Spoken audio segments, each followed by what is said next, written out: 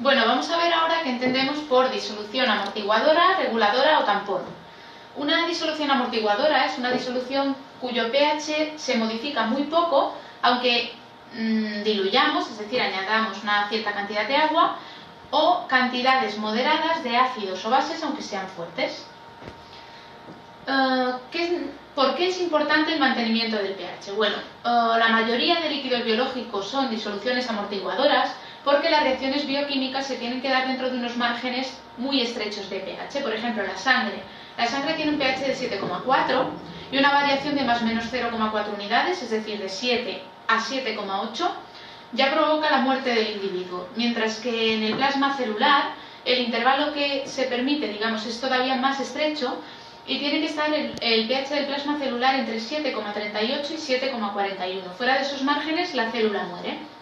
Entonces, claro, ¿cómo funciona una disolución amortiguadora? ¿Cómo es capaz de lograr que, a pesar de que incluyamos un ácido o una base dentro de esa disolución, el pH se mantenga constante o prácticamente constante dentro de un valor? Bueno, una disolución amortiguadora estará formada o bien por un ácido débil y su base conjugada, o por una base débil y su ácido conjugado. Por ejemplo, el par acético,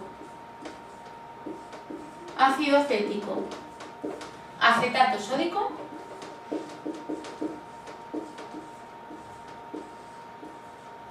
o el par amoníaco, cloruro amónico.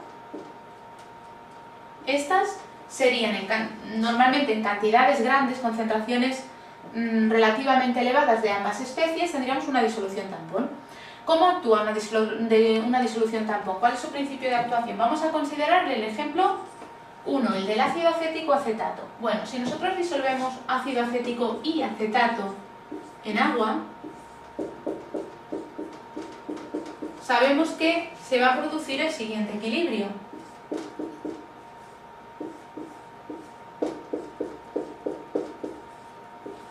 Si nosotros planteamos ahora las concentraciones iniciales como hacemos habitualmente, pues supongamos que tenemos una disolución que es 1 molar de ácido acético y 1 molar de acetato sódico.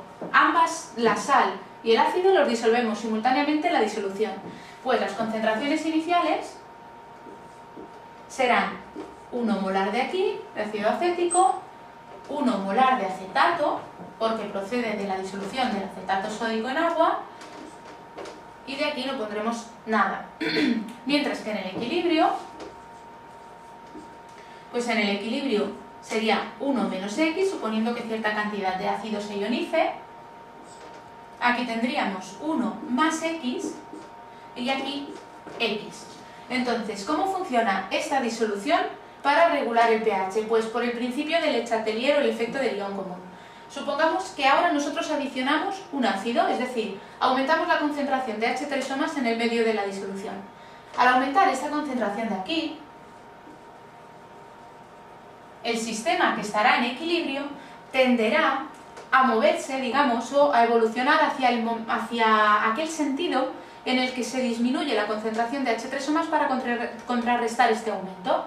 Entonces, al aumentar esta concentración, se va a desplazar el equilibrio hacia la izquierda, es decir, hacia la especie ácida sin ionizar.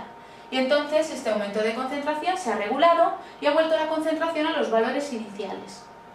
En cambio, si nosotros ahora añadimos cierta cantidad de base, es decir, de iones OH-, esos iones OH- se pueden neutralizar con el H3O+ y hacer que esta concentración de aquí disminuya. Al disminuir esta concentración, nuevamente por el principio del Le Chatelier y el efecto del ion común, el sistema va a evolucionar en el sentido en el que esta concentración vuelve a aumentar, para volver a las concentraciones de H3O+ que tenía en el equilibrio. De forma que, en el caso de que añadamos una base, el equilibrio se va a desplazar hacia la derecha, es decir, hacia la especie ionizada del ácido. De esta forma se hace como una balanza que consigue regular el pH, es decir, mantener esta concentración de aquí constante y por tanto pH también constante, manteniendo esta concentración. Bueno, cuando nosotros tengamos que hacer un ejercicio numérico, de cálculo numérico, de disoluciones tampón, podemos plantearlo de esta forma, como un equilibrio normal, pero también existe una ecuación que es la llamada ecuación de Henderson-Hasselbalch.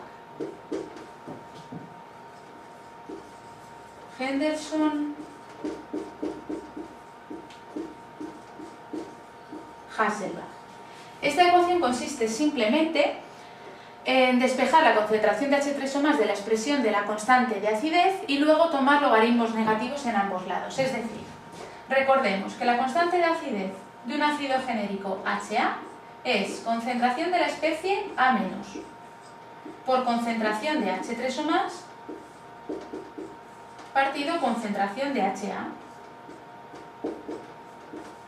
Esto procede del equilibrio HA más agua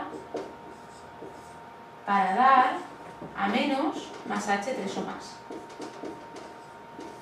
Bueno, una vez planteada esta constante de acidez, vamos a despejar la concentración de H3O+ de la ecuación, pasando este término aquí multiplicando y este aquí dividiendo. Por tanto, la concentración de H3O+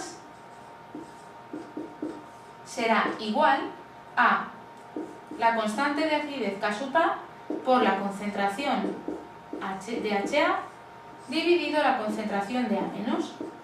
Si ahora, como decía antes, tomamos logaritmos negativos en esta expresión en cada lado, tendríamos menos logaritmo de la concentración de H3O+ igual a menos logaritmo de todo esto, que como es un producto lo podemos poner como menos logaritmo de K sub A menos logaritmo de la concentración de HA entre la concentración de A-.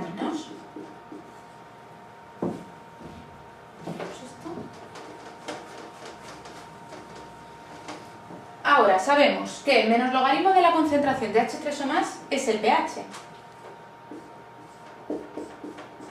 Menos logaritmo de la constante de acidez es el pK sub A de la constante.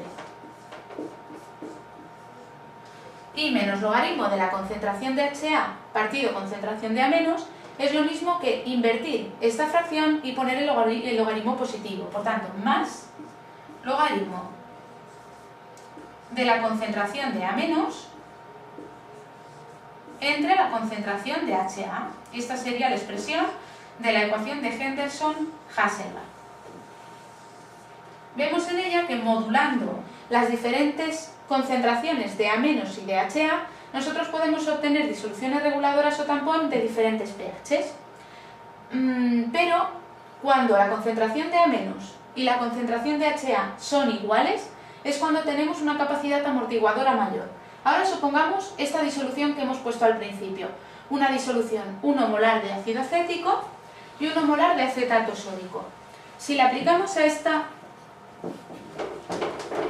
disolución